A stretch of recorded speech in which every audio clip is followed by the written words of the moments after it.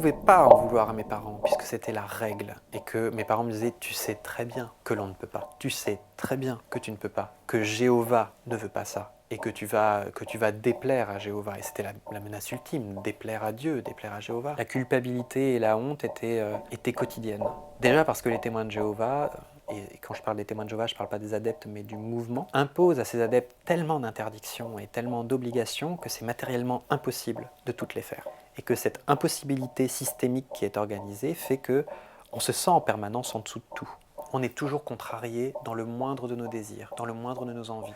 On n'a pas le droit d'être nous-mêmes. Les témoins de Jéhovah anesthésient leurs adeptes en les drivant sur le moindre élément de leur vie, ce qu'ils doivent lire, comment ils doivent s'habiller, ce qu'ils doivent aller voir au cinéma, comment ils doivent aimer, qui aimer, comment. On ne peut se définir que comme témoins de Jéhovah. Nos personnalités doivent être façonnées pour être des petits outils de propagande et de prosélytisme au service du mouvement. La souffrance en tant qu'enfant, elle est graduelle. C'est-à-dire que jusqu'à l'entrée à l'école, entre 0 et 4-5 ans, on se rend compte de rien.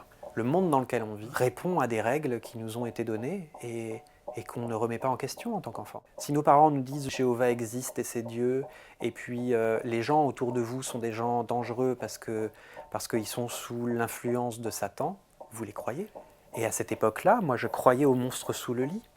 Tous les enfants croient au monstre sous le lit, mais leurs parents leur disent « Non, le monstre il n'existe pas ». Moi mes parents me disaient « Le monstre existe, il s'appelle Satan, il est dangereux, il est accompagné de milliers de démons.